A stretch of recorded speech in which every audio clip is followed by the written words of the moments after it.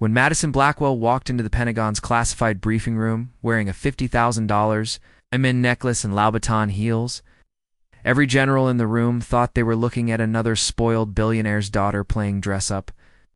They had no idea they were staring at the woman who had just purchased 3 entire military divisions from bankrupt nations and was about to change the face of modern warfare forever. Before we jump back in, tell us where you're tuning in from, and if this story touches you, make sure you're subscribed because tomorrow I've saved something extra special for you. The rumors about Madison Blackwell started in the exclusive social circles of Manhattan's Upper East Side, at charity galas. She would casually mention owning a few security companies, while sipping champagne that cost more than most people's monthly salary. The other socialites would exchange knowing glances, another trust fund baby trying to sound important.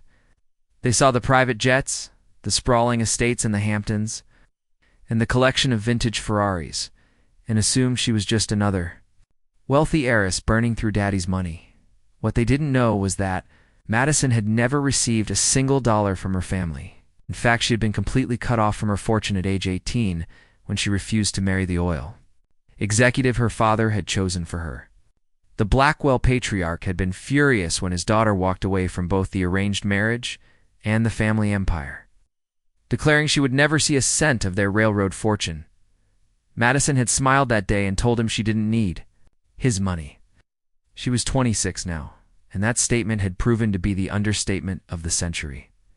The transformation had begun in a cramped studio apartment in Brooklyn, where Madison spent her days analyzing global conflict patterns on a laptop she'd bought with money from selling her jewelry. While other young women her age were posting Instagram photos from Cabo, Madison was studying military supply chains, defense contractor bankruptcies, and the emerging market of private military companies. She noticed something that the traditional defense industry had missed entirely. Small nations were struggling financially after the pandemic, and their military assets were becoming liabilities they couldn't afford to maintain. Meanwhile, wealthy individuals and corporations were increasingly interested in private security that went far beyond hiring a few bodyguards. Madison's first acquisition wasn't glamorous. She used her last $50,000 to purchase the assets of a defunct security firm in Delaware. The company had 6 employees, 2 armored vehicles, and a warehouse full of outdated equipment.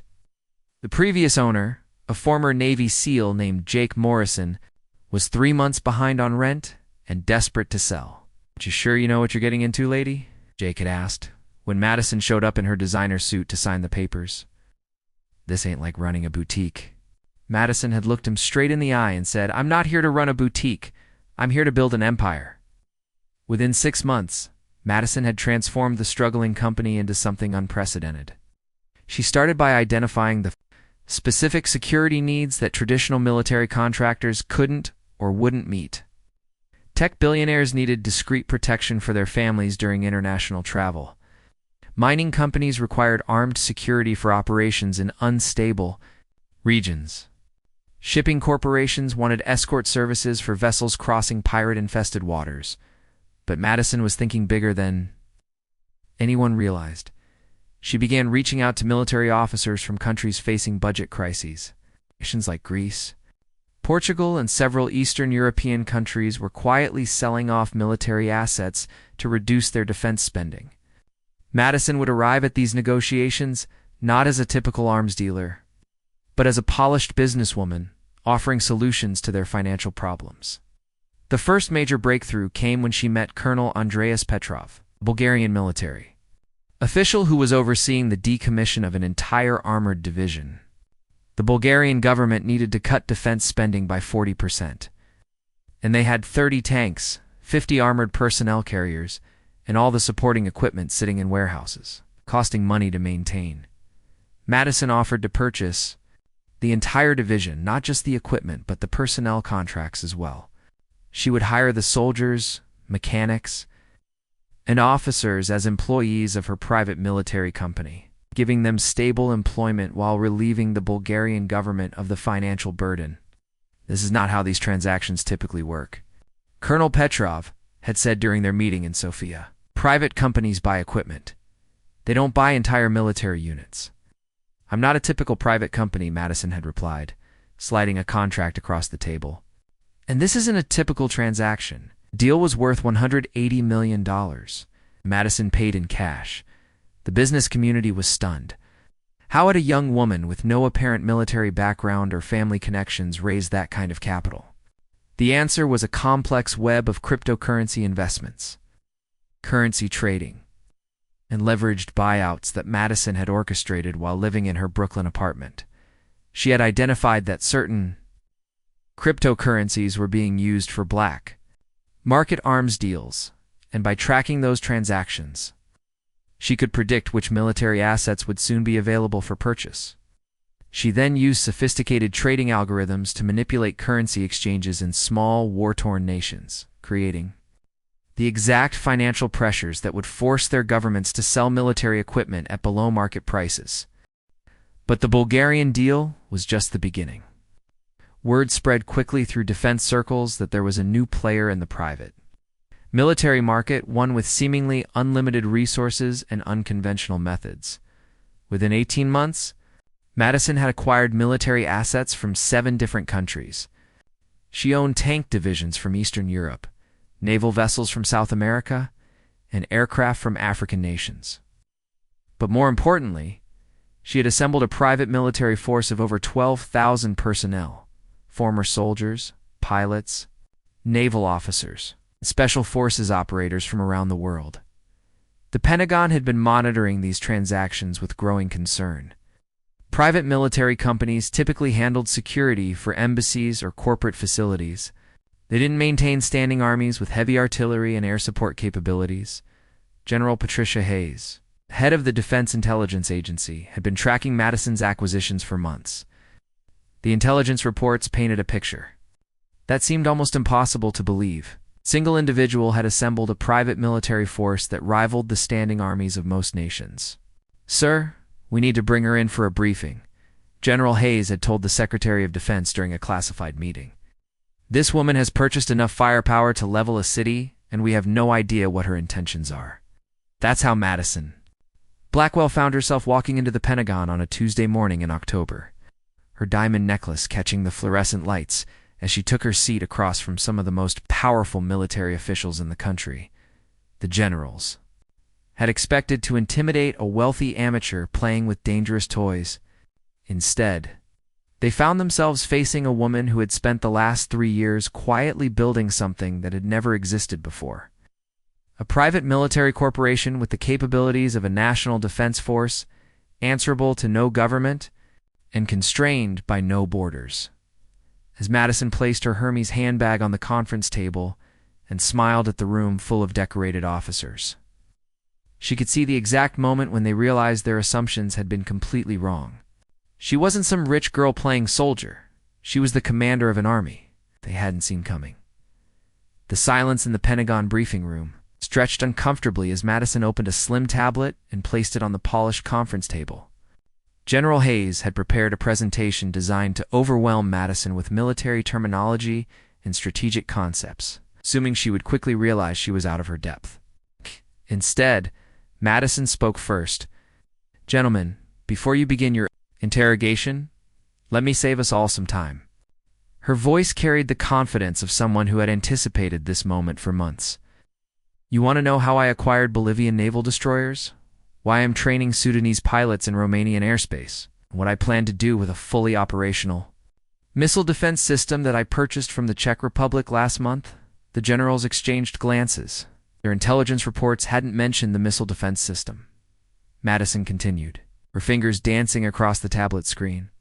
"You're also wondering about the cargo ships I've been moving through international waters, the military bases I've established on private islands in the Caribbean, and the communication networks I've built that operate independently of any government oversight." General Hayes leaned forward. "Miss Blackwell, we're not here to play games. You've assembled military capabilities that pose a potential threat to national security. We need to understand your intentions."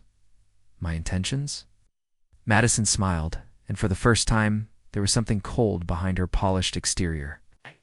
"Intention is to do what your military-industrial complex has failed to do for decades: create actual solutions instead of perpetual problems.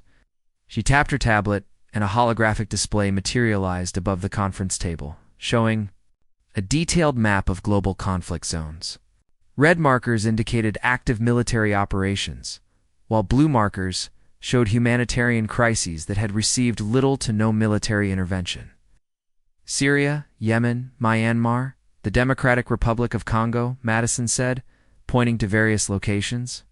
Your traditional approach has been to either commit massive resources with unclear objectives or ignore situations entirely based on political calculations. Meanwhile, millions of civilians suffer because military intervention is viewed through the lens of national interests rather than human needs. General Michael Torres, a decorated veteran of 3 foreign wars, interrupted. Military intervention isn't a business transaction. It's Blackwell. There are complexities you clearly don't understand about geopolitics, international law, and international law. Madison's laugh was sharp. General, I've spent the last year working directly with the International Criminal Court, the United Nations Security Council, and Doctors Without Borders. I understand international law better than most of your Pentagon lawyers because I've actually had to navigate it while establishing operations in 14 different countries. Preparing and narrating this story took us a lot of time. So if you are enjoying it, subscribe to our channel. It means a lot to us. Now, back to the story. She gestured to the hologram, zooming in on a region in Central Africa. 6 months ago, while your State Department was debating whether to send humanitarian aid to the Republic of Kazara, I deployed 300 of my personnel to establish secure corridors for refugee evacuation. We extracted 47,000 civilians from active combat zones in 11 days. The room fell silent. General Hayes quickly consulted her classified briefing notes. The Kazara operation had been mentioned in intelligence reports, but it had been attributed to a coalition of international NGOs. That was you? She asked. That was me, Madison confirmed, along with operations in 6 other locations where traditional military forces were either unavailable or unwilling to act. My personnel have delivered medical supplies to besieged cities, evacuated journalists from war zones, and provided security for humanitarian workers in places your government considers too dangerous to operate. Madison stood and walked to the far wall, where a large screen displayed real-time satellite imagery. What you're seeing now is live footage from 3 of my bases. Base Alpha is located on a private island 90 miles southeast of Puerto Rico. Base Beta operates from a decommissioned oil platform in international waters off the coast of West Africa. Base Gamma is a mobile facility, a converted aircraft carrier that I purchased from the Indian Navy. The satellite images showed sophisticated military installations with aircraft, vehicles, and personnel moving with the precision of elite military units. But these weren't the chaotic scenes typically associated with private military contractors. These bases operated with the organization and discipline of major military powers. Each base maintains a rapid response capability, Madison explained. My aircraft can reach any location on Earth within 18 hours. My naval vessels patrol shipping lanes that government navies ignore due to budget constraints. My intelligence network monitors humanitarian crises before they escalate into international incidents. Secretary of Defense Robert Williamson, who had been silent throughout the meeting, finally spoke. Blackwell, what you're describing sounds like a private nation-state with its own foreign policy. That's not how international relations work. Madison turned from the screen, her expression serious. Secretary Williamson, with respect, international relations aren't working. United Nations is paralyzed by competing national interests. NATO responds only to threats against member nations.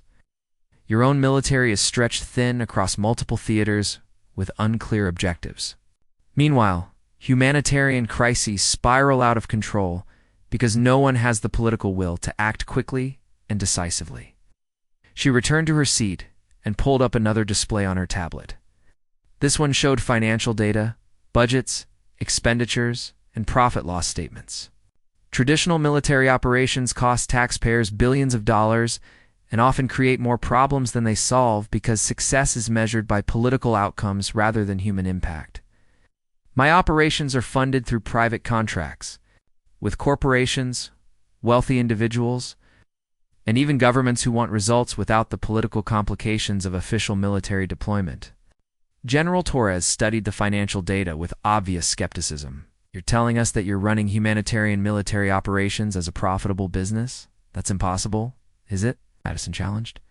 Shipping companies pay me too. Escort their vessels through pirate-infested waters. Mining corporations hire my security teams to protect their operations in unstable regions. Tech companies contract my services to evacuate their personnel from countries experiencing political upheaval. These profitable operations subsidize my humanitarian work. She manipulated the display to show a complex network diagram. But the real innovation isn't the business model, it's the operational structure. Traditional militaries are constrained by national borders, diplomatic protocols, and political considerations. My forces operate under international law, but aren't bound by the political limitations that prevent effective humanitarian intervention. The diagram showed interconnected nodes representing military assets, intelligence networks, and operational bases spanning 6 continents. It was unlike anything the Pentagon officials had seen before, a truly global military organization that operated independently of any single nation's interests. Let me give you a specific example, Madison said, highlighting one of the network nodes. 3 weeks ago, my intelligence analysts identified a developing situation in the fictional nation of Temeria. Government forces were preparing to shell a refugee camp containing 15,000 civilians. Traditional diplomatic channels would have taken days or weeks to respond if they responded at all. The display showed real-time communications logs, satellite imagery, and operational reports. My forces deployed within 6 hours. 2 of my reconnaissance drones confirmed the government military positions. I contacted President Valdez directly and informed him that any attack on the refugee camp would result in immediate military intervention by my forces. General Hayes frowned. You threatened a sovereign nation? I made a promise, Madison corrected. President Valdez was informed that I had positioned air assets capable of neutralizing his artillery positions without harming his personnel. Also offered an alternative. My logistics teams could help relocate the refugees to a safer area, eliminating the perceived threat to his government without violence. She tapped the screen again, showing video footage of transport aircraft. And ground vehicles? The relocation operation was completed in 36 hours. 15,000 refugees were moved to a secure area with adequate food, water, and medical facilities. President Valdez's government avoided an international incident and no one died. And if he had refused? Secretary Williamson asked. Madison's expression didn't change, and I would have kept my promise to neutralize his artillery positions. My personnel train constantly for precision strikes that disable military equipment while minimizing casualties. Violence is always the last resort, but when the lives of innocent civilians are at stake, I won't hesitate to use it. The Pentagon. Officials were beginning to understand that they weren't dealing with a typical defense, contractor, or private military company. Madison had created something entirely new, a military organization with global reach, sophisticated capabilities, and an operational philosophy that prioritized humanitarian outcomes over political considerations, but questions remained about accountability, oversight, and the potential for abuse of such concentrated military power in private hands. General Hayes voiced what everyone in the room was thinking. Miss Blackwell, you've essentially created a private military that operates outside government control. How do we know you won't use these capabilities for your own political agenda or financial gain? Madison leaned back in her chair, studying the faces around the conference table. These were career military officers who had spent decades operating within rigid command structures, following orders from civilian leadership and navigating complex bureaucracies. The concept of military power accountable to humanitarian principles, rather than national interests, was foreign to their entire worldview. General, let me ask you a question, she said finally. In your career, how many times have you received orders to take military action that you knew wouldn't solve the underlying problem? How many operations have you commanded that were designed to serve political objectives rather than protect innocent people? The room was quiet, These were questions that career officers rarely discussed openly. Every person at the table had experienced the frustration of military missions that served political theater rather than meaningful objectives. My organization operates under a different set of principles, Madison continued. Every operation must meet 3 criteria. It must protect innocent civilians from immediate harm, must be conducted within the bounds of international law, and it must have clearly defined success metrics based on human outcomes rather than political objectives. She stood again, this time moving to stand behind her chair with her hands resting on its back. I understand your concerns about accountability. That's why my operations are monitored by international observers, documented by independent journalists, and reviewed by legal experts from multiple countries. I maintain complete transparency with organizations. It's like the International Committee of the Red Cross and Amnesty International. But who watches the watchers? General Torres asked. What prevents you from deciding that your personal interests align with humanitarian outcomes? Madison smiled, but there was no warmth in it. The same thing that prevents any military leader from abusing their power: the judgment of history and the constraint of resources. The difference is that my resources come from people who support my mission, not taxpayers who have no choice in the matter.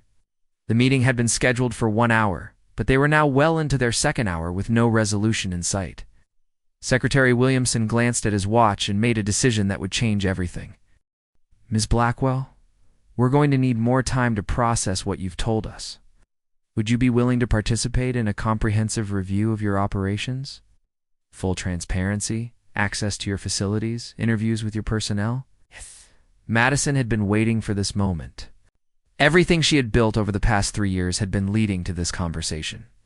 This offer of legitimacy and recognition from the most powerful military establishment in the world. Secretary Williamson, I'll agree to your review on one condition. I want a formal agreement that recognizes my organization as a legitimate humanitarian military force operating under international law. Not as a contractor or vendor, but as an independent military entity with the same legal standing as the armed forces of sovereign nations. The audacity of the request left the room speechless. Madison Blackwell wasn't asking for permission to continue her operations. She was demanding recognition as the commander of humanity's first truly international military force, the Pentagon. Meeting ended with an uncomfortable silence that stretched for 30 seconds before Secretary Williamson finally nodded. We'll need to consult with the Joint Chiefs and the President's National Security Team. This is unprecedented territory. Madison gathered her tablet and stood. Secretary, I appreciate your position, but I should mention that similar conversations are already taking place in Brussels, Beijing, and Moscow. The international community is recognizing that traditional military structures aren't adequate for 21st century humanitarian crises. The question isn't whether my organization will be recognized. It's whether the United States wants to be part of shaping how that recognition develops. As she walked toward the door, General Hayes called after her. Ms. Blackwell, what happens if we say no? What if the United States government determines that your organization poses an unacceptable risk to global stability? Madison paused with her hand on the door handle. General, I've spent 3 years building relationships with governments, international organizations, and humanitarian groups around the world. My legitimacy doesn't depend on American approval. But American security would benefit significantly from partnership rather than opposition. She left the Pentagon that day knowing that everything would change within weeks. What she didn't anticipate was how quickly events would force everyone's hand. 2 days after the Pentagon meeting, a 7.2 magnitude earthquake struck the island. Nation of Santalia, a small country in the Caribbean with a population of 400,000. The earthquake triggered a tsunami that devastated coastal areas, while landslides buried entire villages in the mountainous interior. The Santalian government's emergency response capabilities were completely overwhelmed. Their small military had fewer than 2,000 personnel, most of whom were trapped in collapsed barracks. The country's only airport was damaged, making international relief efforts nearly impossible, while the United Nations debated deployment protocols, and the United States Navy repositioned ships that wouldn't arrive for 48 hours. Madison's Forces were already moving, Captain Rebecca Chen, Madison's chief of naval operations, had been monitoring seismic activity throughout the Caribbean as part of her routine intelligence gathering. When the earthquake struck, she immediately contacted Madison, who was in her private jet somewhere over the Atlantic. "Ma'am, we have a Category 5 humanitarian crisis developing in Santalia," Captain Chen reported via encrypted satellite communication. "Government communications are down. Infrastructure is destroyed. Preliminary satellite imagery shows massive casualties." Madison checked her watch. "Rebecca, what's our closest asset?" "Base Alpha is 90 minutes out by helicopter, sir. The carrier Roosevelt is currently conducting training exercises 12 hours south of the affected area. I've also got to transport aircraft at our Dominican Republic staging area that could be airborne in 30 minutes. Execute immediate humanitarian deployment," Madison ordered, without hesitation. "Full search and rescue, medical support, and emergency supplies. I want our people on the ground before anyone else." "Ma'am, we haven't received authorization from either the Santalian government or any international organization. Technically, this would be an unsanctioned military deployment into sovereign territory." Madison was quiet for a moment, staring out the jet window at the Atlantic Ocean below. This was exactly the kind of situation she had built her organization, to handle a humanitarian crisis where traditional response mechanisms would be too slow to save lives.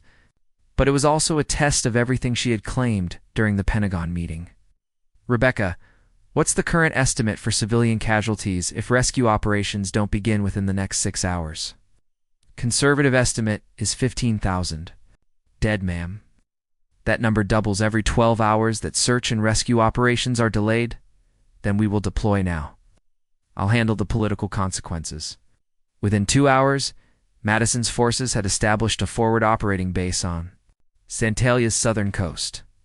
Her advanced teams included combat medics, structural engineers, communications specialists, and search and rescue personnel trained for disaster response. They worked with military precision to establish medical triage centers, coordinate helicopter evacuations, and begin the systematic search for survivors in collapsed buildings. The speed and efficiency of the deployment shocked international observers. While traditional relief organizations were still filling out paperwork and requesting authorization, Madison's teams were pulling people from the rubble. Dr. Elena Rodriguez, cardiac surgeon from Madrid who was part of Doctors Without Borders, found herself working alongside Madison's medical teams in a field hospital that had been established in less than 4 hours. "I've never seen anything like this," she told a BBC journalist who was documenting the relief efforts. "They deployed a fully equipped surgical center faster than most hospitals can prepare an operating room. Their personnel are professional. Their equipment is state-of-the-art, and their coordination is flawless." But the most remarkable aspect of Madison's response wasn't the speed or efficiency. It was the scope. While other relief organizations focused on specific aspects of disaster response, Madison's forces treated the crisis as a comprehensive military operation with multiple simultaneous objectives. Colonel James Patterson, Madison's director of emergency operations, had divided the island into operational sectors. Team Alpha focused on urban search and rescue in the capital city. Team Beta provided medical evacuation for critically injured civilians in remote mountain villages. Team Charlie established secure corridors for international relief supplies. Team Delta restored communications infrastructure to coordinate with other relief organizations. The operation demonstrated something that government officials and military analysts had failed to fully grasp during the Pentagon meeting. Madison hadn't just assembled military hardware and personnel. She had created an integrated global response capability that could address complex humanitarian crises more effectively than traditional military forces. International media coverage of the Santalia operation transformed public perception of Madison's organization overnight. Instead of a mysterious private military company with questionable motives, the world saw a professional humanitarian force saving lives while government bureaucracies debated deployment procedures. President Catherine Mitchell watched the coverage from the Oval Office with growing concern. Her national security advisors had briefed her on the Pentagon meeting. But the televised images from Santalia made it clear that Madison Blackwell had become a political reality that couldn't be ignored. Madam President, National Security Advisor David Foster said during an emergency briefing, "We're facing an unprecedented situation. A private individual has demonstrated military capabilities that rival our own rapid response forces, and she's using those capabilities for humanitarian purposes that make our bureaucratic delays look incompetent." President Mitchell studied satellite images of Madison's operations in Santalia. "David, what are our legal options? Can we force her to cease operations?" "That's complicated, ma'am. Her forces are operating in international waters, and with the explicit invitation of the Santalian government, who requested her assistance after their own emergency services were overwhelmed. Legally, she's operating within international law. And politically," Foster grimaced. "Ma'am, she's saving lives on live television while we're holding meetings about whether to authorize relief operations. From a political standpoint, opposing her looks like we're prioritizing bureaucratic control over human lives."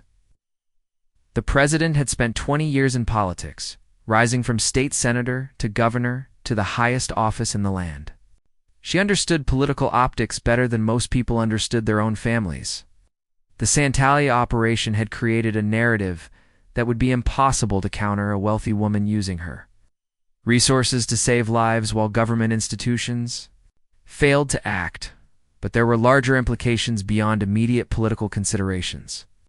If Madison Blackwell's organization became the standard for international humanitarian response, it would fundamentally alter the balance of global power. Military intervention would no longer be the exclusive domain of nation-states. "David, I want a complete assessment of her capabilities and intentions. Use every resource we have: intelligence agencies, military analysts, diplomatic contacts. I need to understand exactly what we're dealing with." "Yes, ma'am." "Also explore diplomatic channels. Perhaps we can find a way to work with her organization rather than against it." President Mitchell considered this carefully. "Set up a meeting.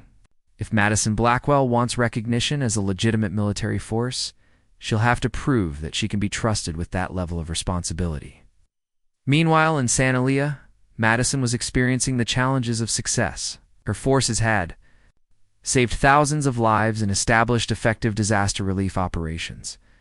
But they were now facing logistical problems that money couldn't solve. "Ma'am, we're running into capacity limitations," Captain Chen reported during Madison's daily operational briefing. "We've evacuated all the critical cases, but there are still 15,000 people who need temporary housing and medical care.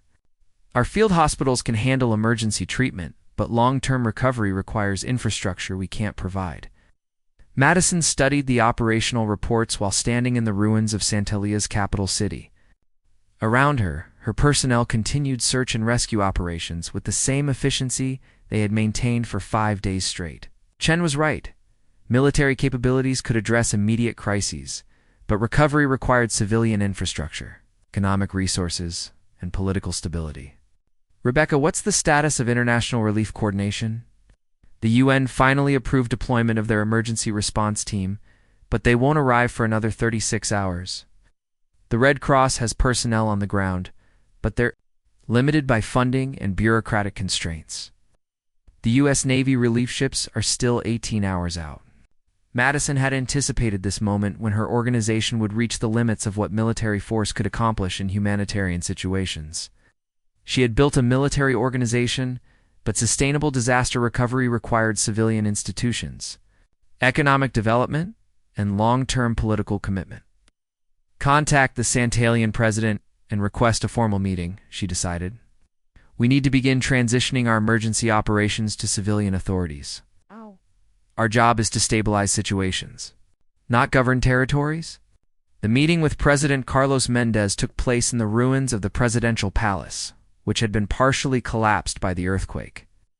Mendez, a soft-spoken economics professor who had never imagined he would lead his country through such a crisis, was overwhelmed by both the disaster and Madison's response to it. "Ms. Blackwell, I cannot adequately express my gratitude for what your organization has done," he said, gesturing toward the organized relief operations visible through the palace windows. You saved my country when no one else could act quickly enough. Madison appreciated the sentiment, but she needed to address practical realities. President Mendez, my forces can maintain emergency operations for another 2 weeks, but long-term. Recovery requires civilian leadership and international economic support. We need to plan the transition now, before dependency becomes a problem. I understand your concern, Mendez replied, but our government's capacity has been severely damaged. Our emergency services, infrastructure, and administrative systems will take months to rebuild. How can we manage recovery operations that require capabilities we no longer possess? This was the fundamental challenge Madison had been grappling with since the Pentagon meeting. Military force could address immediate threats and crises. Sustainable solutions required civilian institutions that couldn't be purchased or deployed like military assets. President Mendez, what if my organization could provide temporary administrative support while your government rebuilds its capacity? It's not governance, but logistical and technical assistance for recovery operations. The conversation continued.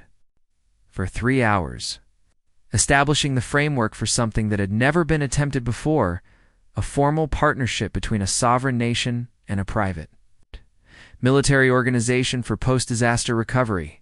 The agreement would serve as a model for similar arrangements in other humanitarian crises. But it also raised complex questions about sovereignty, accountability, and the role of private military forces in civilian governance. As Madison flew back to her headquarters that evening, she reflected on how far her organization had come from those early days in the Brooklyn apartment. She had proven that private military forces could respond to humanitarian crises more effectively than traditional institutions. But success had created new challenges and responsibilities she hadn't fully anticipated. The world was watching Santalia, and the success or failure of the recovery operations would determine whether Madison's vision of humanitarian military intervention would be accepted by the international community or rejected as too dangerous to allow. 3 weeks after the Santalia earthquake, Madison received an encrypted message that would change everything. The communication came through channels so secure that only 6 people in the world had access to them. The sender was someone she had never met, but whose reputation preceded him, Viktor Kozlov, the former head of Russian military intelligence, who had disappeared from public view 5 years earlier. The message was simple. Ms. Blackwell, we need to talk. You have enemies you don't know about? Madison was in her private office aboard the converted aircraft carrier that served as her mobile headquarters, reviewing reconstruction progress reports from Santalia, when the message arrived. Captain Chen knocked on her door moments later. We've detected unusual electronic surveillance activity targeting our communications networks. Someone with sophisticated capabilities is trying to penetrate our security systems. Madison looked up from her reports. Any idea who? The attack? Signatures don't match any known government agencies.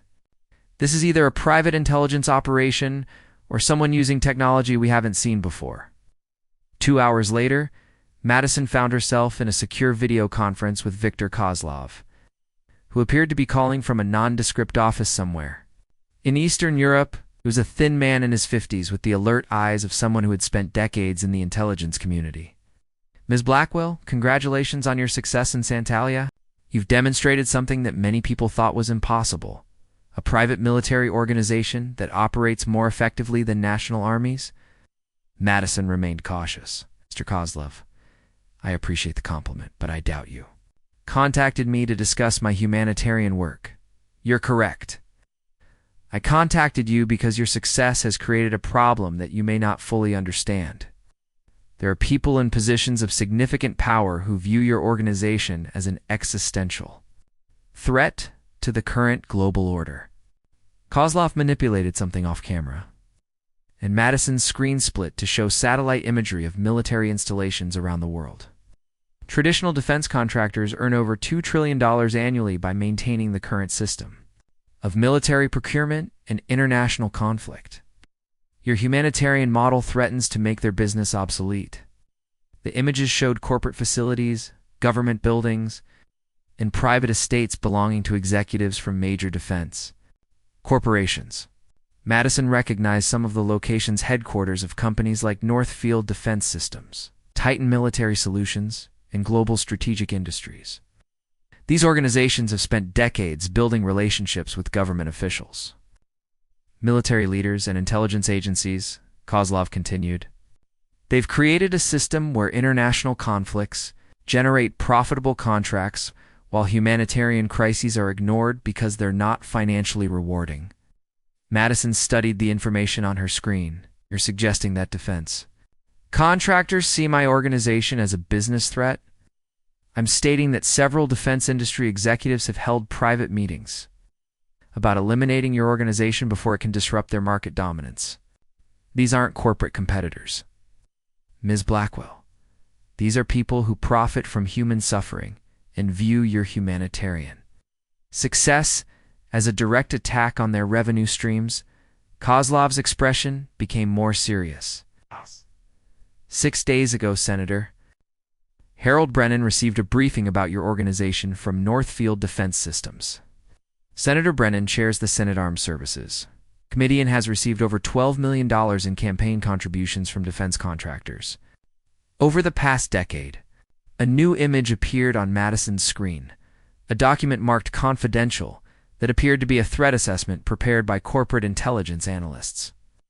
The document painted Madison's organization as a potential terrorist group with unknown funding sources and dangerous capabilities. This threat assessment is being circulated among congressional leaders, Pentagon officials, and allied governments, Kozlov explained. It's designed to create political pressure for military action against your organization before you become too powerful to stop. Madison felt a chill as she read the document.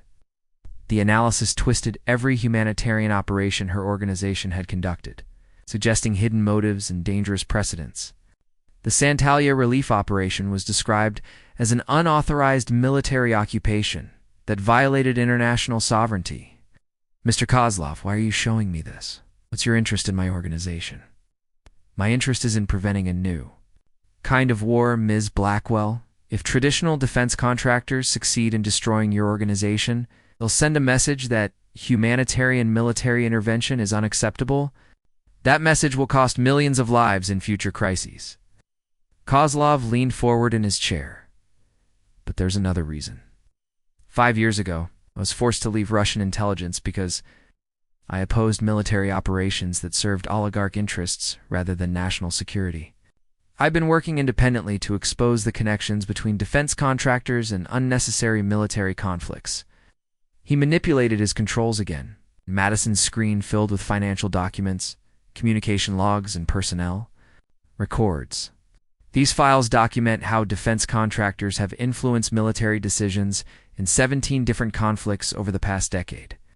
They show a pattern of corporate executives working with government officials to create profitable wars while preventing peaceful solutions.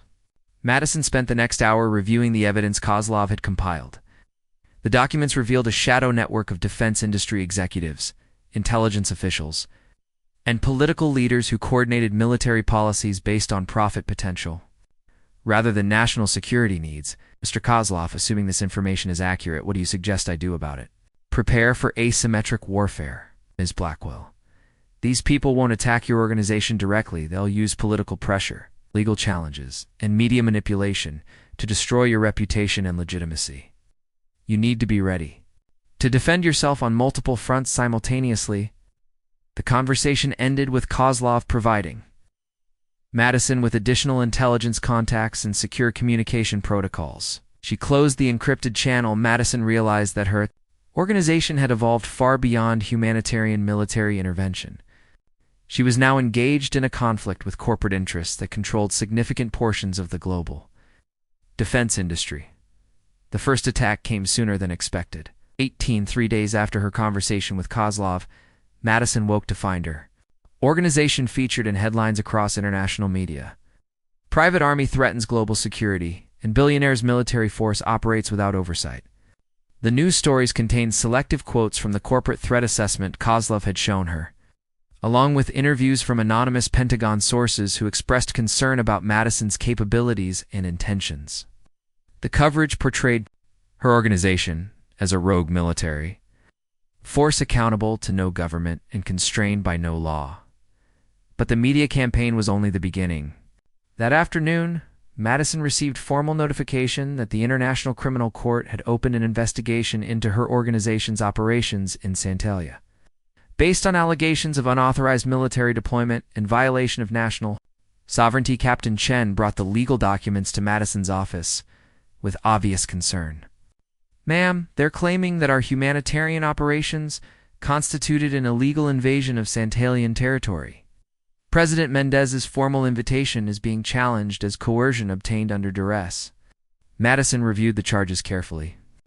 The legal language was sophisticated, suggesting that experienced international lawyers had crafted arguments designed to criminalize humanitarian military intervention. Rebecca, who filed these charges. The complaint was submitted by something called the International Security Foundation, which claims to represent concerned nations who view unauthorized military deployments as threats to global stability. Madison had never heard of the International Security Foundation. A quick investigation revealed that it was a recently established organization funded by anonymous donors and staffed by former employees of major defense contractors. The legal attack was accompanied by diplomatic pressure. Within 24 hours, Madison received formal communications from the governments of 6 different countries informing her that her organization's aircraft and vessels were no longer welcome in their territorial waters or airspace. "They're trying to isolate us geographically," Captain Chen observed during their emergency briefing. "If we can't access international ports or airports, our operational capacity becomes severely limited." Madison studied the list of countries that had banned her organization. They included several nations that had previously requested her assistance during humanitarian crises, suggesting that diplomatic pressure had been applied at the highest levels. "Rebecca, what's our current operational status? We maintain access to bases in international waters and friendly nations, but our ability to respond to new crises has been significantly compromised. If this trend continues, we could be effectively neutralized within weeks." The situation deteriorated further when Madison learned that several of her key personnel had been approached by recruiters from traditional defense contractors, offering lucrative positions and generous signing bonuses. The message was clear: join established defense companies or face unemployment in an industry that was closing ranks against Madison's organization. Colonel Patterson, her director of emergency operations, brought the recruitment offers to Madison's attention during their weekly staff meeting. "Ma'am, my entire logistics team has been contacted by headhunters working for Northfield Defense Systems. They're offering salary packages that are 3 times what we pay, plus guaranteed job security." Madison looked around the conference table at the faces of officers and specialists who had joined her organization because they believed in humanitarian military intervention. These were professionals who had left secure military careers to build something unprecedented, and now they were being targeted for systematic recruitment by competitors. "How many of our people are considering these offers?" she asked. Patterson hesitated. "Ma'am, I'd estimate that 60% of our personnel are at least listening to the recruiters. The financial offers are substantial, and there's growing concern about the legal challenges we're facing." Madison understood the pressure her people were experiencing. She had asked them to risk their careers for a vision of humanitarian military intervention. And now that vision was under coordinated attack by powerful interests with vast resources, but the most sophisticated attack was yet to come. A week after the recruitment campaign began, Madison discovered that someone had been manipulating financial markets to target her funding sources. Her chief financial officer, Sada Martinez, requested an emergency meeting to discuss irregularities in the cryptocurrency markets that funded many of Madison's operations, and we're seeing coordinated selling pressure on digital assets that we use for international transactions. Someone with significant resources is systematically driving down the value of currencies we rely on for operational funding. Madison reviewed the financial data with growing alarm. Her organization required approximately $50 million per month to maintain operational readiness, and her funding model depended on complex international financial instruments that were vulnerable to market manipulation. "Sarah, How long can we maintain current operations if this pressure continues? At current burn rates, and assuming continued market manipulation, we have approximately 4 months of operating capital remaining. After that, we'd need to significantly reduce our capabilities or find alternative funding sources. Madison realized that her enemies had identified the precise weakness in her organization's structure. Unlike traditional militaries funded by taxpayer revenue, her forces depended on private capital that could be attacked through financial markets. The coordinated nature of the attacks, legal, diplomatic personnel, and financial, suggested a level of planning and resources that confirmed Kozlov's warnings about defense industry opposition. Madison was facing an enemy that operated through corporate boardrooms and government offices rather than battlefields.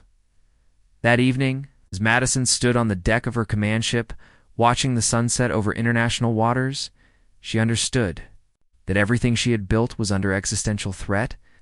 The success in Santalia had proven that humanitarian military intervention was possible, but it had also triggered a response from entrenched interests that would stop at nothing to preserve their profitable monopoly on military force.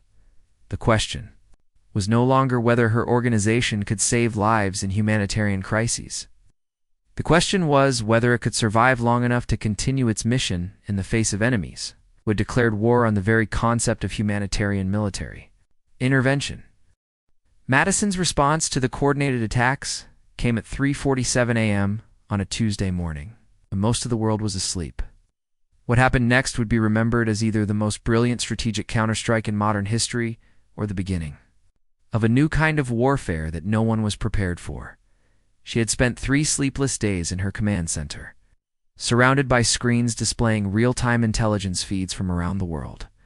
Her team of analysts had been working around the clock to map the network of defense contractors, government officials, and financial institutions that were orchestrating the attacks against her organization. "Ma'am, we've identified the coordination center," announced Dr. Angela Foster, Madison's head of intelligence operations. "The attacks are being managed from a private intelligence firm called Meridian Strategic Solutions, operating out of offices in Geneva, Washington, and Hong Kong." Madison studied the intelligence reports spread across her desk. Meridian Strategic Solutions was owned by a consortium of defense contractors and employed former intelligence officers from multiple countries. They specialized in what they called competitive neutralization, destroying business rivals through legal, financial, and reputational attacks, rather than direct confrontation. They've divided the campaign into 5 working groups.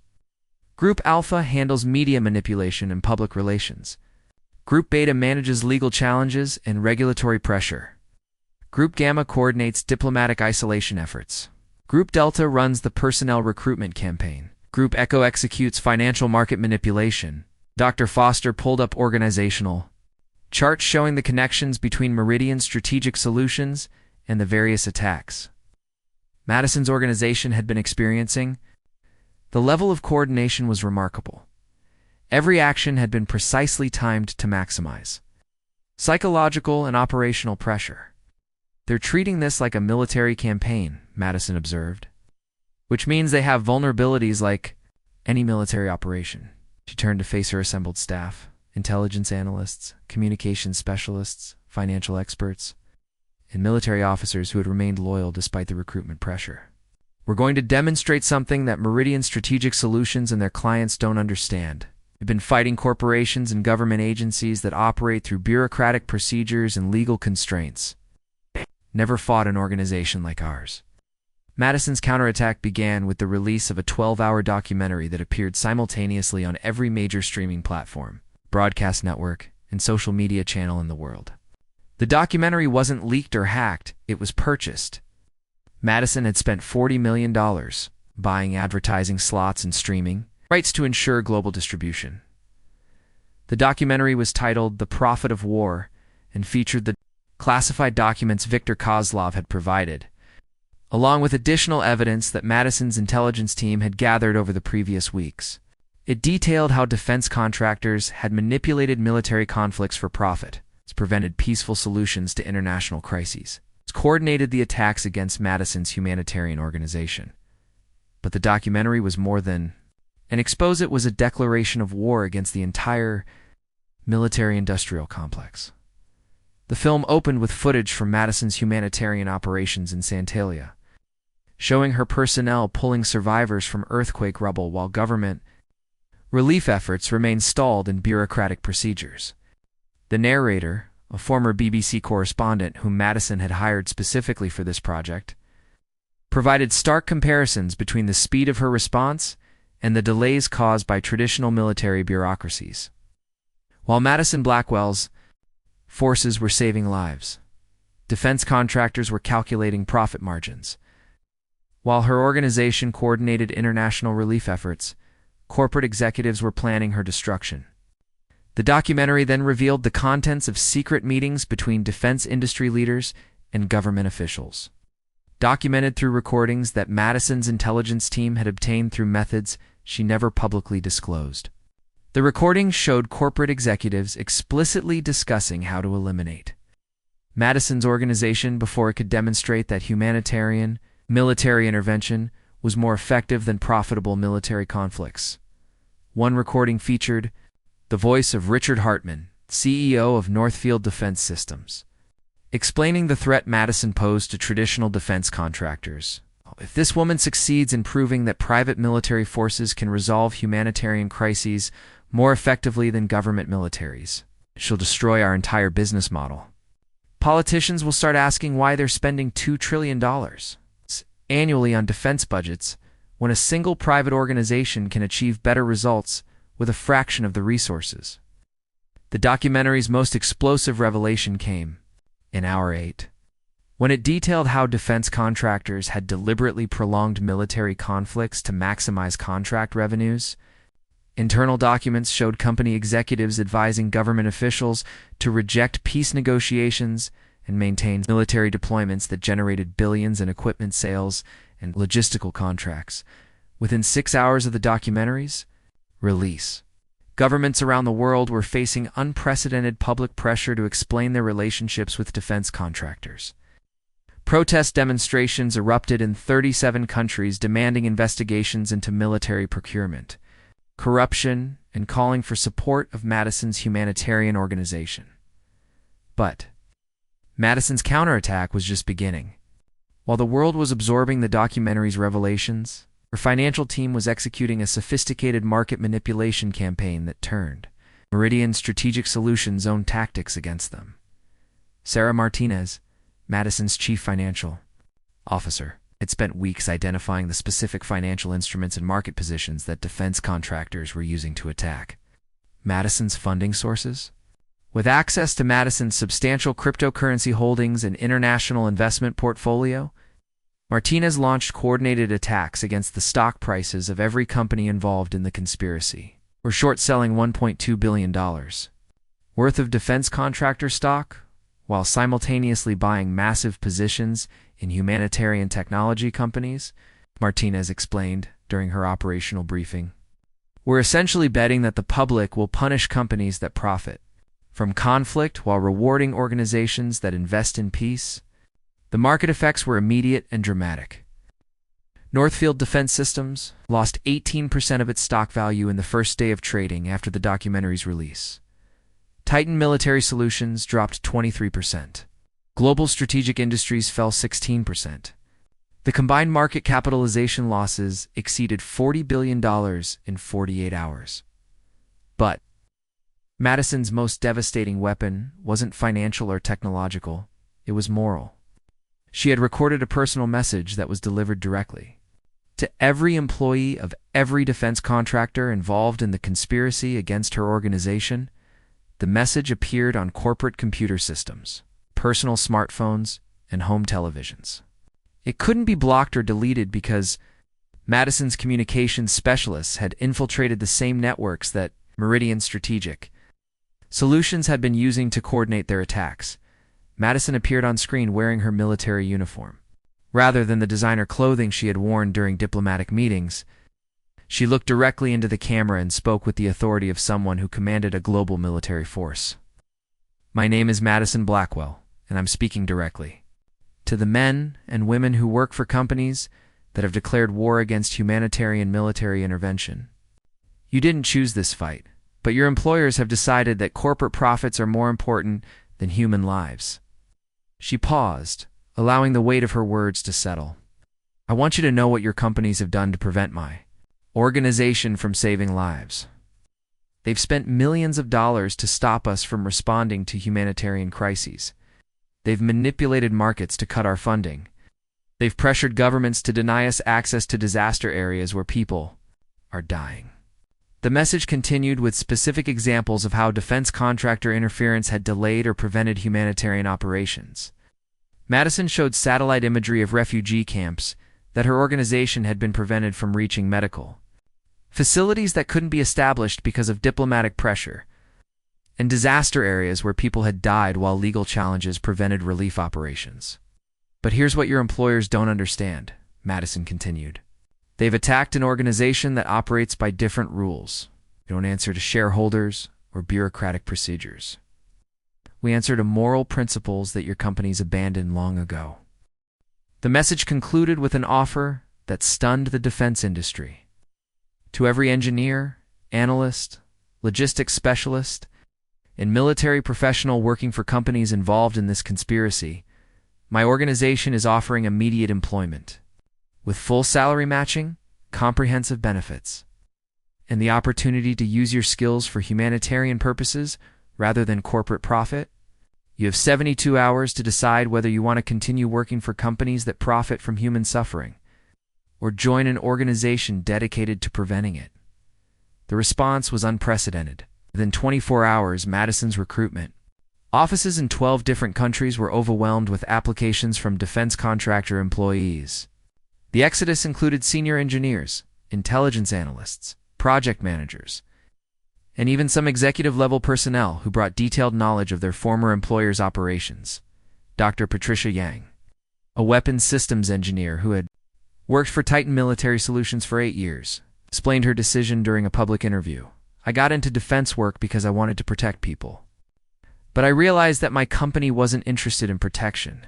They were interested in selling weapons to anyone willing to pay. Madison Blackwell's organization uses military technology to save lives instead of ending them. The mass defection of personnel created operational chaos within the defense contractors that had attacked Madison's organization. Classified projects were abandoned when key personnel resigned. Intelligence operations were compromised when analysts brought their knowledge to Madison's organization. Financial strategies were disrupted when the architects of those strategies switched sides. Richard Hartman, CEO of Northfield Defense Systems, held an emergency press conference to address what he called economic terrorism by Madison's organization. Ms. Blackwell is using illegal market manipulation and corporate espionage to destroy legitimate businesses. She's demonstrated that her organization poses a threat not just to national security, but to the entire global economy. But Hartman's accusations only reinforced the narrative that Madison had established through her documentary and recruitment campaign. The defense industry appeared to be protecting profits rather than addressing legitimate concerns about humanitarian military intervention. The situation reached a critical point when Senator Harold Brennan, chairman of the Senate Armed Services Committee, called for congressional hearings to investigate both Madison's organization and the defense contractors who had attacked it. Senator Brennan had received intense pressure from constituents who had watched Madison's documentary and demanded accountability from their elected representatives. The American people deserve to know whether their defense spending is being used to protect national security or to generate corporate profits. Senator Brennan announced during a televised press conference, "These hearings will examine all aspects of military procurement, private military organizations, and the relationships between defense contractors and government officials." Madison watched the press conference from her command ship, knowing that the congressional hearings would be the decisive battle in her war against the military-industrial complex. She had survived the coordinated attacks and successfully counterattacked. But ultimate victory would require political legitimacy that could only come from democratic institutions, as she prepared for what would likely be the most important testimony of her life. Madison reflected on how far she had come from that Brooklyn apartment where she had first conceived of humanitarian military intervention. She had built a global military organization. It's proven its effectiveness in humanitarian crises. and survived a coordinated attempt to destroy it. But the most difficult challenge lay ahead. She would have to convince elected representatives that the future of military intervention should be guided by humanitarian principles, rather than political considerations or corporate profits. The stakes couldn't be higher, not just for her organization, but for every future humanitarian crisis, where lives would depend on the speed and effectiveness of military response. The defense contractors had underestimated Madison Blackwell. Once. They wouldn't make that mistake again, but neither would she underestimate the power of entrenched interests to resist change, even when that change could save millions of lives. The Hart Senate office building had never hosted a hearing quite like this one. By 6 a.m. on the day of Madison's testimony, protesters from both sides had gathered outside the building. Supporters held signs reading, "Save lives, not profits," and "Support humanitarian military action," while opponents carried banners declaring "No private armies" and "Protect American sovereignty." Inside the hearing room, the atmosphere was electric.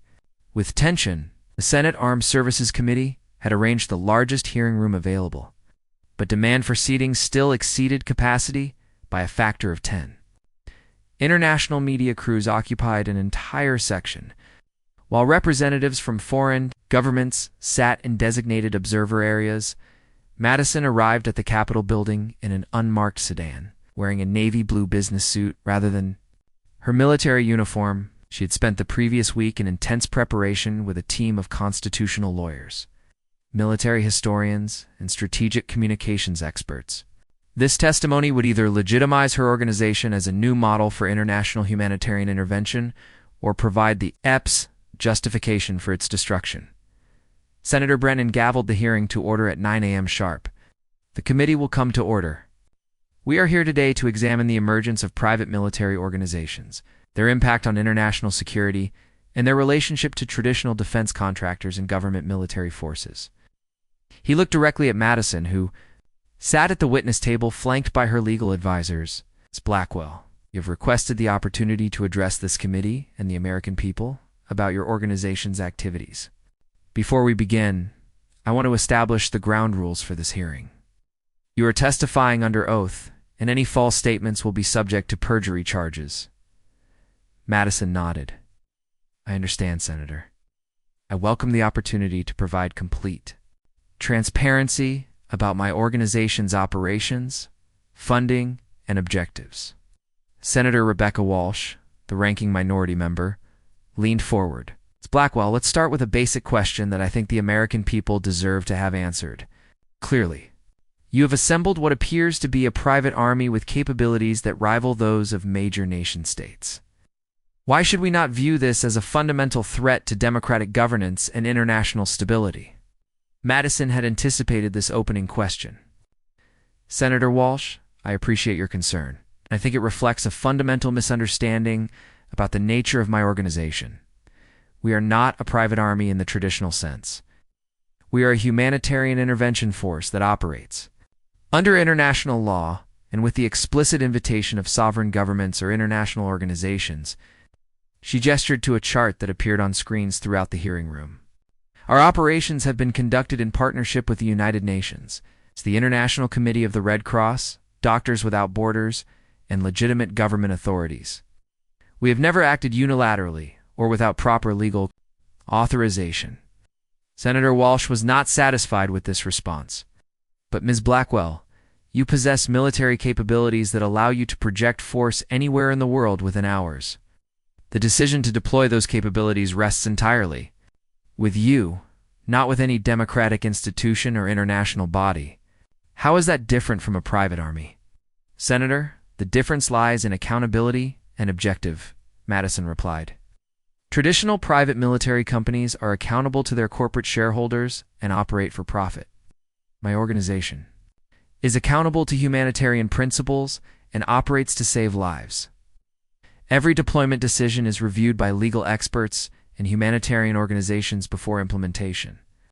Senator Thomas Crawford, a defense hawk from Texas, interrupted with obvious skepticism. "Ms. Blackwell, that sounds very noble, but Who ensures that your humanitarian principles don't evolve to serve your personal interests? What prevents you from deciding that your business interests or political views constitute humanitarian emergencies? Madison had prepared extensively for this line of questioning. Senator Crawford: That's exactly why I've established external oversight mechanisms that don't exist for traditional military forces. Our operations are monitored in real time by independent observers from multiple international organizations. Our financial records are audited quarterly by international accounting firms. Our personnel are subject to the same rules of engagement as UN peacekeeping forces. She pulled up another display showing the organizational structure of her oversight mechanisms. Moreover, our funding model prevents the profit motive that drives traditional defense contractors. We accept no contracts that benefit from prolonged conflict. Our revenue comes from protective services and disaster response, which creates financial incentives to resolve crises quickly rather than perpetuate them. Senator Elizabeth Harper, a progressive from California, took a different approach. Ms. Blackwell, I've reviewed the documentary that your organization released, and it contains serious allegations about defense contractor influence on military policy.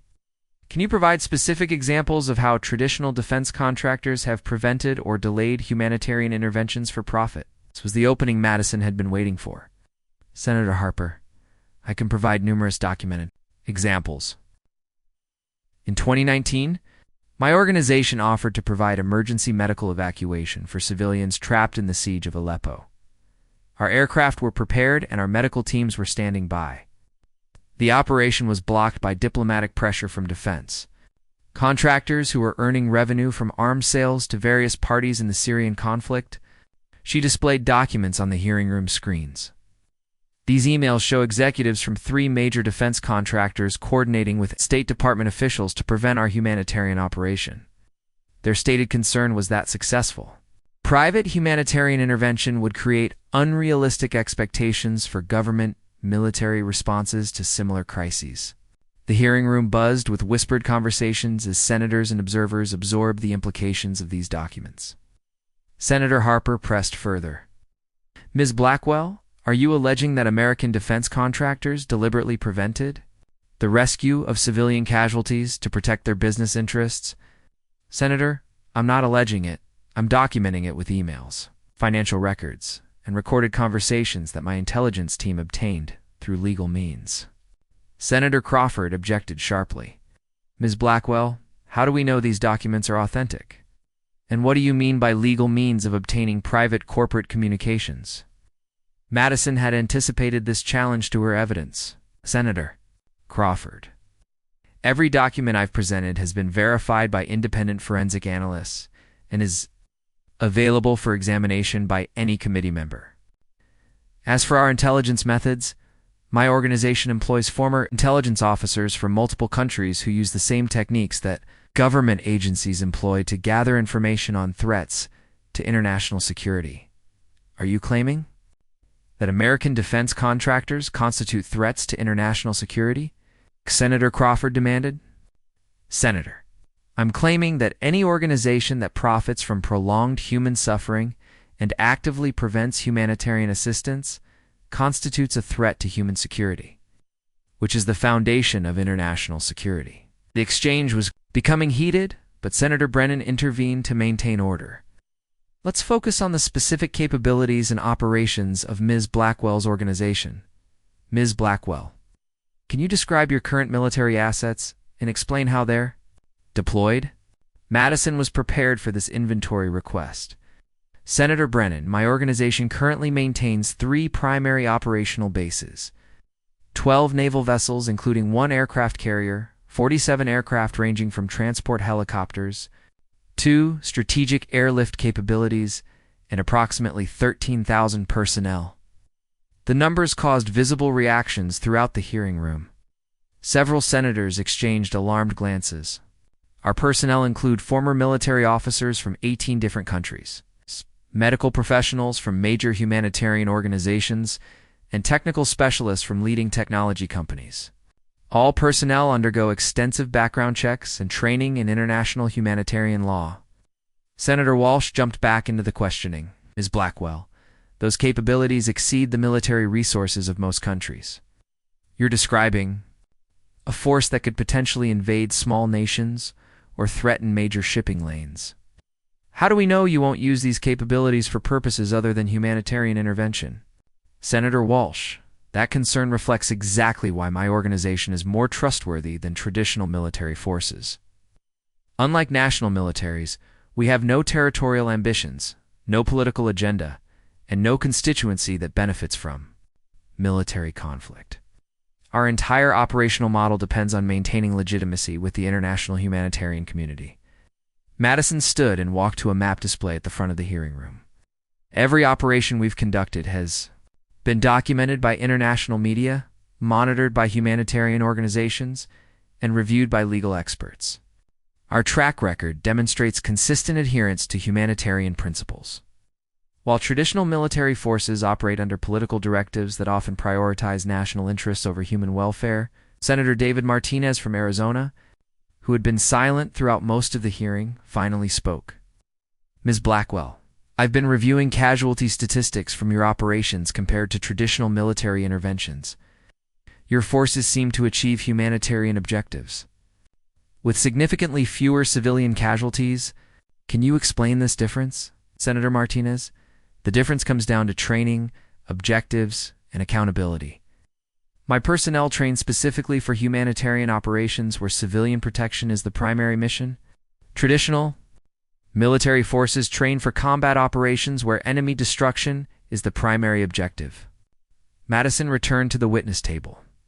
More importantly, my organization's success is measured by lives saved, not enemies killed. Traditional military success is often measured by territory controlled or opposing forces eliminated, which creates different operational priorities. But Ms. Blackwell, interjected Senator Lisa Chen from Washington, doesn't this suggest that your organization is more effective than the United States military? Are you claiming that private military forces are superior to democratic institutions? Had been waiting for this question, knowing it would determine the entire trajectory of the hearing. Senator Chen, I'm not claiming superiority over democratic institutions. I'm demonstrating that humanitarian military intervention requires different organizational structures than traditional national defense. She paused, choosing her words carefully. The United States military is exceptionally effective at protecting American interests and projecting American power, but it's constrained by political considerations that don't apply to pure humanitarian missions. My organization can respond to crises that don't threaten American interests, but do threaten human lives. Senator Chen pressed the point, saying there are humanitarian crises that American military forces can't address because of political constraints. Senator, I'm saying there are humanitarian crises that American military forces won't address because they don't serve American political interests. That's not a criticism of the military. It's a recognition that national militaries serve national constituencies, not global humanitarian needs. The hearing room fell silent as the implications of Madison's statement settled over the assembled senators, media representatives, and observers. She had articulated something that everyone understood but rarely acknowledged publicly: that military intervention decisions were based on political calculations rather than humanitarian needs. Senator Brennan looked around the room before speaking. Ms. Blackwell, that raises the fundamental question this committee must address. If your organization fills gaps that national militaries can't or won't address, how do we regulate and oversee an entity that operates outside traditional democratic accountability? Madison had spent months preparing for this exact question. Her answer would determine whether her organization would be legitimized or destroyed. Senator Brennan, I propose the establishment of an international humanitarian military oversight board consisting of representatives from major humanitarian organizations, international legal experts, and elected officials from democratic governments. Displayed the proposed organizational structure on the hearing room screens. This board would have the authority to approve or reject all military operations, review operational procedures, and investigate any alleged violations of international humanitarian law, but provide the democratic accountability that your Concerned about while maintaining the operational flexibility that humanitarian crises require, the proposal was unprecedented. A private military organization voluntarily submitting to international oversight that was more comprehensive than most national militaries faced. The implications were staggering, both for Madison's organization and for the future of international humanitarian intervention. As the hearing recessed for lunch, Madison knew that the afternoon session would determine everything. The morning had established the facts about her organization's capabilities and operations. The afternoon would determine whether those capabilities would be legitimized as a new model for humanitarian intervention or condemned as an unacceptable threat to international order. The afternoon session began with news that changed everything. During the lunch recess, a devastating earthquake had struck the nation of Valdoria, a small mountainous country in Central Asia with a population of 2 million people.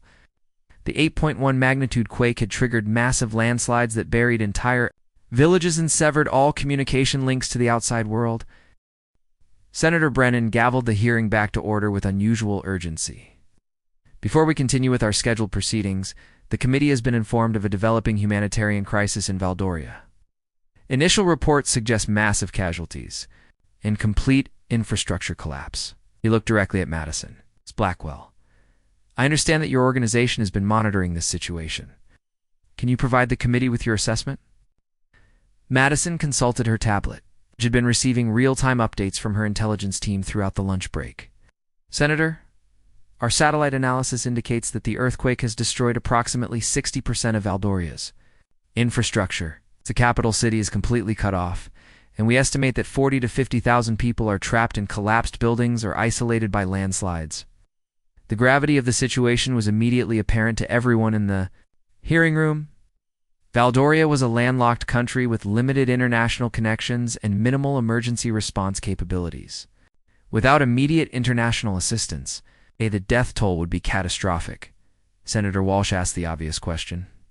What is the international community's response timeline for this crisis? Madison had anticipated this question and dreaded the answer she would have to provide. Senator, based on historical precedent for similar disasters in remote locations, the United Nations Emergency Response Team could deploy within 72 to 96 hours. The nearest major military assets capable of large-scale rescue operations are U.S. forces stationed in Germany, which could potentially deploy within 48 hours if authorization were granted immediately. The silence in the hearing room was deafening. Everyone understood that in earthquake rescue operations, survival rates dropped exponentially after the first 24 hours. 48-hour response time would mean that thousands of people currently trapped alive would die before help arrived. Senator Crawford broke the silence with obvious frustration. Ms. Blackwell, are you suggesting that your organization could respond faster than established international emergency protocols? Senator Crawford, I'm stating that my organization could have rescue teams on the ground in Valdoria within 8 hours, with full medical and search and rescue capabilities operational within 12 hours. Madison stood and walked to the hearing room's main display screen.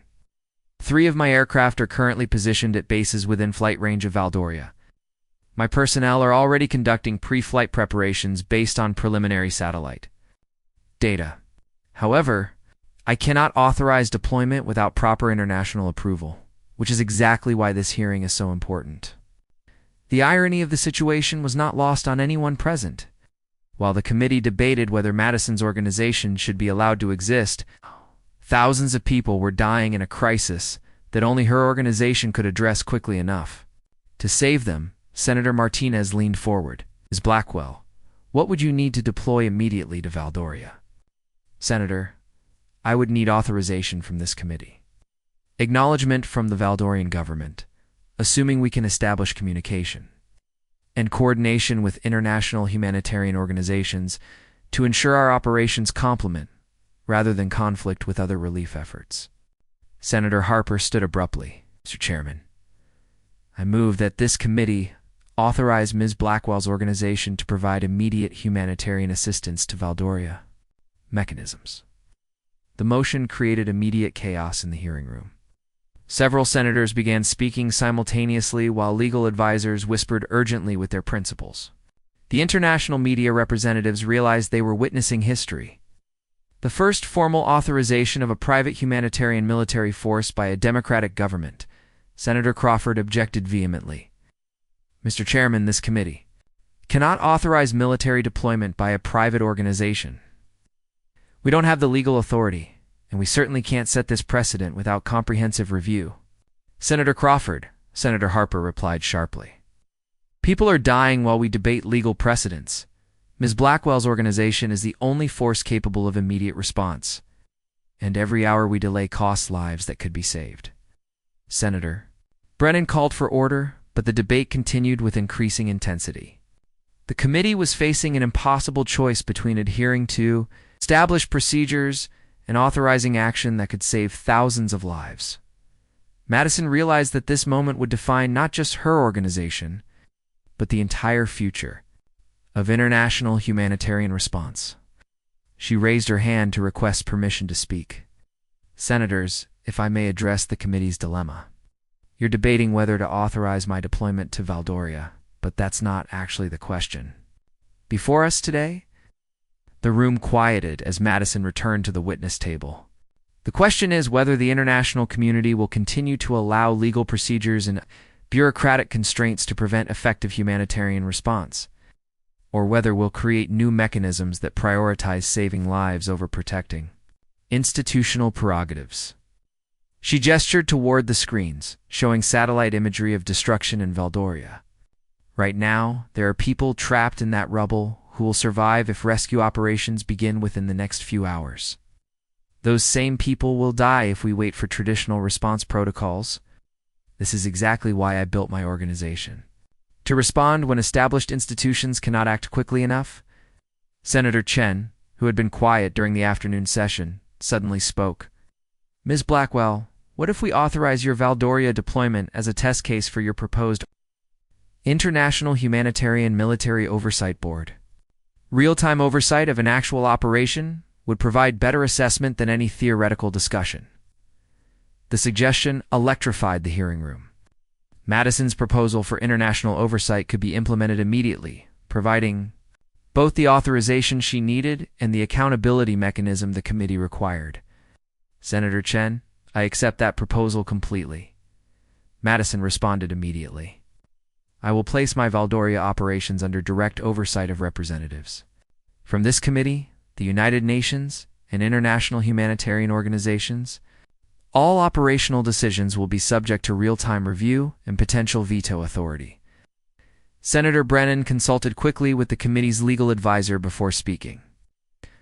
Ms. Blackwell, if we establish this oversight mechanism, will you commit to aborting your operations immediately if the oversight board determines that you're exceeding humanitarian mandates? Senator Brennan, I will commit to immediate operational termination upon directive from the oversight board, and I will accept full legal responsibility for any actions deemed to violate international humanitarian law. The commitment was unprecedented. Madison was voluntarily placing her organization under more restrictive oversight than any military force in history, including democratic national armies that operated under far less stringent accountability mechanisms. Senator Walsh raised a final concern. Ms. Blackwell, even if we authorize this operation, how do we prevent it from setting a precedent for private military intervention wherever you decide humanitarian crises exist? Madison had anticipated this question as the core of the entire Hearing her answer would determine whether her organization would be legitimized or destroyed. Senator Walsh, that's exactly why the oversight mechanism is essential. My organization will never again deploy without explicit authorization from the International Humanitarian Military Oversight Board. No private individual, including myself, should have unilateral authority to deploy military force, even for humanitarian purposes. She paused, knowing that her next statement would change everything. I am formally requesting that this committee recommend the establishment of international protocols that remove private military deployment decisions from individual discretion and place them under democratic international oversight. The request stunned the hearing room. Madison was voluntarily relinquishing the autonomous authority that made her organization unique. In exchange for legitimacy and integration into international legal frameworks, Senator Brennan called for a 15-minute recess to allow committee members to consult with legal advisors and leadership. When the hearing resumed, the atmosphere had shifted dramatically. "Ms. Blackwell, the committee has reached a preliminary decision," Senator Brennan announced. "We will authorize your immediate deployment to Valdoria under the oversight mechanisms. You've proposed contingent upon real-time monitoring and post-operation comprehensive review." Madison felt a surge of relief and anticipation. "Senator, my teams are prepared to deploy immediately upon authorization. I can have the first aircraft airborne within 2 hours. There's one additional condition," Senator Brennan continued. "This authorization is contingent upon your organization's formal transition to the international oversight structure within 6 months. You will no longer operate as a private military organization accountable only to yourself." Madison nodded without hesitation. "I accept those conditions completely. The transition to international oversight is exactly what I've been working toward since the beginning." As the hearing concluded with formal authorization paperwork being prepared, Madison realized that she had achieved something unprecedented. Her organization would continue to exist, but it would no longer be her organization. It would become humanity's first truly international humanitarian military force, accountable to democratic institutions and constrained by international law. 6 hours later, Madison stood on the deck of her command ship, watching aircraft take off for Valdoria. The first rescue teams were already airborne, carrying equipment and personnel that would begin search and rescue operations before dawn. But more importantly, they were carrying the legitimacy of international authorization and the oversight of democratic institutions. The transformation was already beginning. Representatives from the United Nations, the International Committee of the Red Cross, and the Congressional Oversight Committee were aboard her ship, monitoring every aspect of the deployment.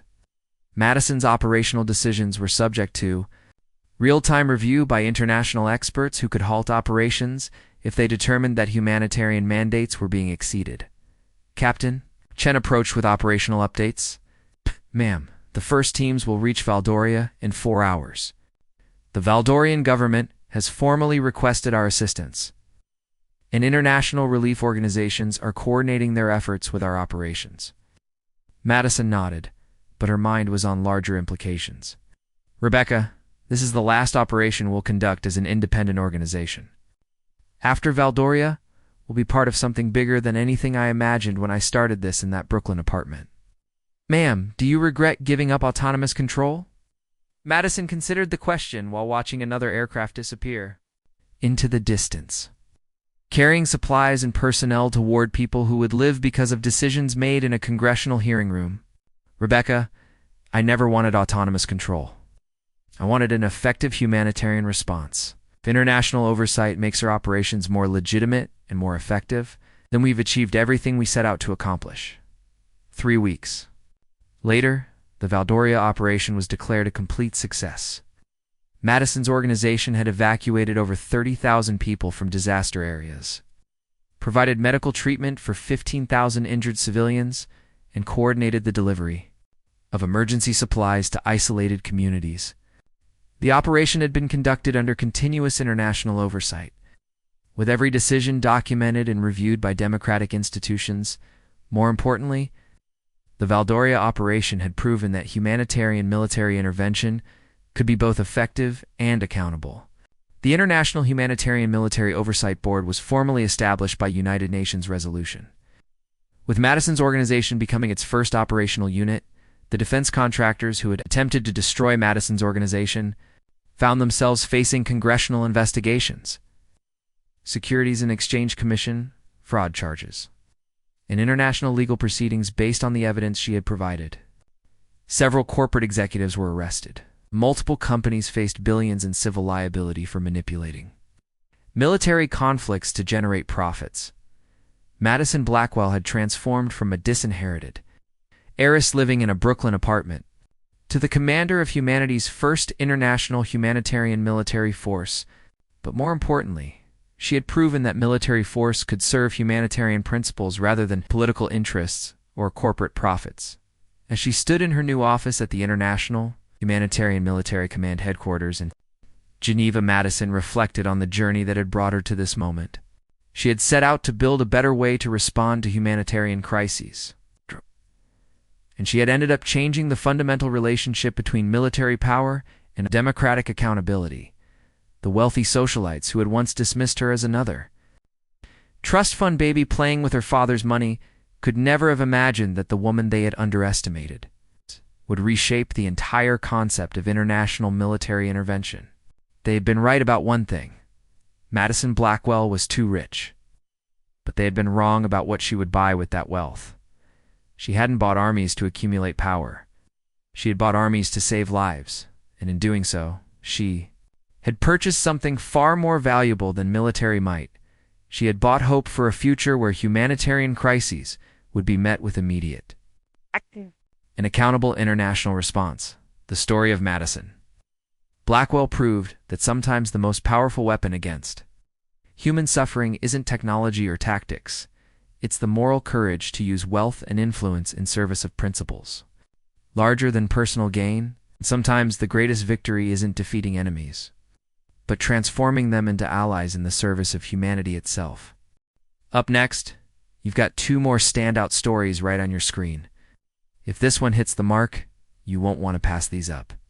Just click and check them out. And don't forget to subscribe and turn on the notification bell so you don't miss any upload from us.